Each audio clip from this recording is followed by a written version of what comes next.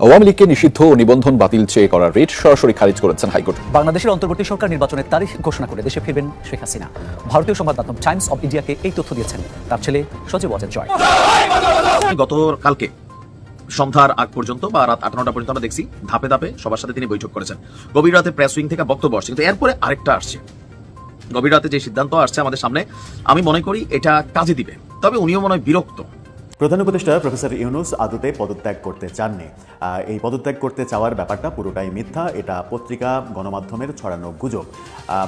প্রধান উপদেষ্টার প্রেস সচিবের ব্রিফিংয়ে তেমনটাই তিনি বোঝাতে চাইলেন। তার মানে হচ্ছে যে প্রধান উপদেষ্টার পদত্যাগ নিয়ে যে এত কিছু হচ্ছে, পদত্যাগ করতে চাওয়া যে এত কিছু হচ্ছে, এবং তার প্রেক্ষাপটে যে আজকে 3 দলের সঙ্গে প্রধান উপদেষ্টা বৈঠক করলেন, 3 দলকে ডেকে নেওয়া হলো, এই ব্যাপারগুলো পুরোটাই মিথ্যা। প্রধান উপদেষ্টা পদত্যাগ করতে আদতে চাননি। প্রধান উপদেষ্টা অধ্যাপক মোহাম্মদ ইউনূসের পদত্যাগ ভাবনা নিয়ে যে রাজনৈতিক অস্থিরতা দেখা দিয়েছে তা সহসা কাটছে না। যদিও ডক্টর ইউনূস থাকছেন সে ব্যাপারে নিশ্চিত করেছে সরকার, কিন্তু উপদেষ্টা পরিষদের পক্ষ থেকে যে বিবৃতি দেওয়া হয়েছে যে নতুন সংকট ডেকে আনতে পারে। আবার বিএনপি সহ 3টি রাজনৈতিক দলের সাথে বৈঠক করেছেন অধ্যাপক ইউনূস। আমাদের অভিমানী প্রধান উপদেষ্টা এখনো নাটক করছেন, এখনো খেলছেন। অনেকের কাছে সেই বিষয়গুলো পরিষ্কার হয়ে উঠছে এবং অনেকে সেই মন্তব্যগুলোই করছেন। আসসালামু আলাইকুম এভরিওয়ান, কি অবস্থা সবার? আশা করছি সবাই ভালো এবং সুস্থ আছেন। প্রতিদিনের মতো আমি ফারুকি ইউটিউব চ্যানেলের পক্ষ থেকে সোয়াইব আপনাদের সাথে আছি। আপনারা ইতিমধ্যে ভিডিওর কিছু টাইটেল এবং থাম্বনেল এবং কিছু অংশবিশেষ দেখে জানতে পেরে গিয়েছেন ভিডিওটা কতটুকু গুরুত্বপূর্ণ হতে যাচ্ছে। আপনারা সম্পূর্ণ পুরো ভিডিওটি দেখলে বুঝতে পারবেন ভিডিওটা আরও কতটা তথ্যবহুল এবং গুরুত্বপূর্ণ। সো আশা করবো এক মুহূর্ত না টেলে সম্পূর্ণ পুরো ভিডিওটি আপনারা দেখবেন। সম্পূর্ণ ভিডিওটি শুরু করার আগে আপনাদের কাছে একটা অনুরোধ জানিয়ে রাখতে চাই, যারা আমাদের এই ইউটিউব চ্যানেলে এখনও নতুন তারা অবশ্যই সাবস্ক্রাইব করে একটা লাইক দিয়ে পাশে থাকবেন। সো চলুন শুরু করি, লেটস বিগিন। আমাদের অভিমানী প্রধান উপদেষ্টা এখনো নাটক করছেন, এখনো খেলছেন। অনেকের কাছে সেই বিষয়গুলো পরিষ্কার হয়ে উঠছে এবং অনেকে সেই মন্তব্যগুলোই করছেন। আচ্ছা, শনিবার সন্ধ্যায় বিএনপিকে, এনসিপিকে, জামাত ইসলামীকে কেন বৈঠকের জন্য ডাকা হলো? বৈঠক সম্পর্কে বলছি, তার আগে একটু মনে করিয়ে দিই। গত 9.5 মাসে প্রধান উপদেষ্টা রাজনৈতিক দলগুলোর সঙ্গে যে বৈঠকগুলো করেছেন, নিশ্চয়ই আপনাদের মনে পড়ে, এর সবকটিই প্রায় যখন তিনি বিপদে পড়েছেন অথবা কোনো বিষয়ে যখন সিদ্ধান্তহীনতায় ভুগছিলেন সরকারি উপদেষ্টা, তখন রাজনৈতিক দলগুলোর সঙ্গে বৈঠকে বসেছেন। যেমন ভারত বিরোধী অবস্থান কেমন হবে সেই বিষয়ে একবার সবাইকে ডাকলেন। আবার 15ই আগস্ট বঙ্গবন্ধুর মৃত্যুবার্ষিকীতে যে সরকারি ছুটি ছিল সেটি বাতিল করা হবে কিনা সে বিষয়ে ডাকলেন। এরকম যখনই কোনো রকম সমস্যায় পড়েছেন নিজের জায়গা থেকে, তখন রাজনৈতিক দলগুলোকে ডেকেছেন। কিন্তু নির্বাচন ইস্যুতে বা অন্যান্য ইস্যুতে, জাতীয় গুরুত্বপূর্ণ ইস্যুতে কখনোই রাজনৈতিক দলগুলোর সঙ্গে বসেননি। এবারও তিনি বিপদে পড়েছিলেন মানে তিনি বিপদ অনুভব করছিলেন। সেনাপ্রধান গত 21শে মে অফিসার্স অ্যাড্রেসে যে জনপ্রত্যাশার কথাগুলো তার কণ্ঠে প্রতিধ্বনিত করলেন, সেখান থেকে মনে হলো যে তিনি সম্ভবত বিপদে পড়তে যাচ্ছেন, এবং যার কারণে আমরা কিছু নাটক দেখলাম পদত্যাগের। তার পরবর্তীতে কেউ কেউ তাকে পরামর্শ দিল, বিশেষ করে এনসিপি, জাতীয় নাগরিক পার্টি, যে সবাইকে নিয়ে রাজনৈতিক আলোচনা করতে হবে, সবাই যে তার সঙ্গে আছে সেটি প্রমাণ করতে হবে। সেই জায়গা থেকে প্রাথমিকভাবে শনিবার বিএনপি, জামাতে ইসলামী এবং এনসিপিকে ডাকা হলো। রোববার আবার সর্বদলীয় বৈঠক ডাকা হয়েছে। এখন এই বৈঠকে গিয়ে বিএনপি কী করলো? বিএনপির অবস্থাতেও মানুষ অনেক হতাশ, অনেক। তারা সেই গতানুগতিক দাবি তুললো, না তুলে উপায় নেই, কিন্তু কতখানি কথা আদায় করতে পারলো? বিএনপির দাবিগুলোর মধ্যে কী আছে বা কী ছিল যেটি গণমাধ্যমকে জানিয়েছে?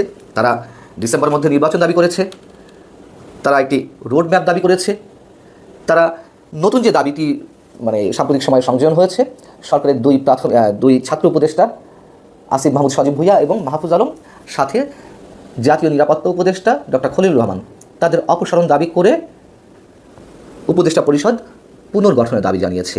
আর এর বাইরে আওয়ামী লীগের বিচার বা আওয়ামী লীগের যারা অপরাধী তাদের বিচার চলবে। পরবর্তী যে সরকার, নির্বাচিত সরকার আসবে, সেই সরকারের সময় বিচার অব্যাহত থাকবে, তার জন্য নির্বাচন থেকে থাকবে না। আর সংস্কার যেগুলো হওয়ার কথা বা ঐকমত্য ভিত্তিতে যেগুলো সিদ্ধান্ত নেওয়া হবে সেগুলোও চলবে, নির্বাচিত সরকার এসেও বাকিগুলো করবে, এই কথাগুলো। এখন সাংবাদিকদের প্রশ্ন ছিল যে এর পরিপ্রেক্ষিতে প্রধান উপদেষ্টা কী বললেন?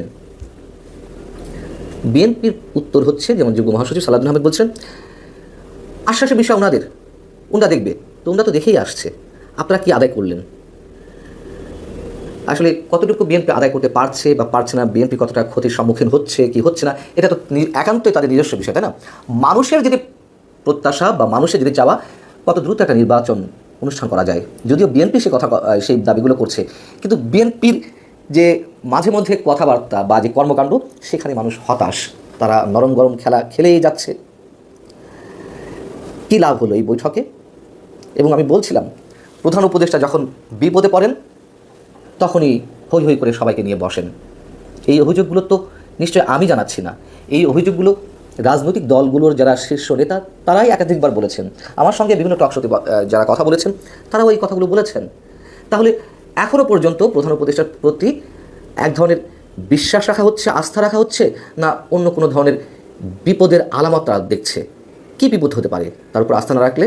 এবং নাটক যে চলছে সরকারের, তার আরও একটি জলজান্ত উদাহরণ, একটা সবচেয়ে বড় প্রমাণ, সেটি হচ্ছে শনিবার একনেক বৈঠকের পরে উপদেষ্টা পরিষদের সদস্যদের যেই রুদ্ধদ্বার বৈঠকটি হলো, সেই বৈঠকের পরে উপদেষ্টা পরিষদের পক্ষ থেকে প্রথমবারের মতন একটি বিবৃতি এলো জাতির সম্মুখে।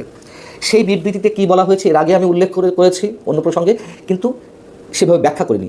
একটু খেয়াল করুন, বিবৃতিটা অনেক বড় এবং সেখানে একটা পর্যায়ে লেখা রয়েছে, অন্তর্বর্তীকালীন সরকারের উপরে অর্পিত 3টি প্রধান দায়িত্ব, নির্বাচন, সংস্কার এবং বিচার, এগুলো নিয়ে বিস্তারিত আলোচনা হয়েছে উপদেষ্টা পরিষদের বৈঠকে। এসব দায়িত্ব পালনে বিভিন্ন সময় নানা ধরনের অযৌক্তিক দাবি দেওয়া, উদ্দেশ্য প্রণোদিত ও এখতিয়ার বহির্ভূত বক্তব্য এবং কর্মসূচি দিয়ে যেভাবে স্বাভাবিক কাজের পরিবেশ বাধাগ্রস্ত করে তোলা হচ্ছে এবং জনমনের সংশয় ও সন্দেহ সৃষ্টি করা হচ্ছে, তা নিয়ে বিস্তারিত আলোচনা হয়েছে। তাহলে এই যে কথাগুলো বলল, এর মধ্যে অবশ্যই কিছু বিষয় তো দৃশ্যমান, যে অযৌক্তিক দাবি দেওয়া কিংবা উদ্দেশ্য প্রণোদিত কর্মসূচি বিভিন্ন স্টেক হোল্ডাররা তো করছেন সরকারের কিংবা রাজনীতির। দুটি শব্দ, উদ্দেশ্য প্রণোদিত এবং এখতিয়ার বহির্ভূত বক্তব্য, কাকে মিন করলো উপদেষ্টা পরিষদ? সেনাপ্রধান যে বক্তব্য দিয়েছেন সেদিকেই কি ইঙ্গিত করা হলো? এবং এই কথা তো সরকারের যারা ঘনিষ্ঠ, সরকারের যারা আশীর্বাদ পুষ্ট, তারা হুঙ্কার ছেড়ে এখনও বলছেন, যদিও শনিবার থেকে একটু কণ্ঠটা নেমে গেছে সারা দেশের নিরাপত্তা ব্যবস্থা জোরদার করার কারণে সেনাবাহিনীর মাধ্যমে। তারপরেও সরকারের পক্ষ থেকে এই কথাটি এসেছে, সেনাপ্রধান কোনো ধরনের এখতিয়ার বহির্ভূত বা উদ্দেশ্য প্রণোদিত বক্তব্য দেননি, যদি তারা এটিকে মিন করে থাকেন।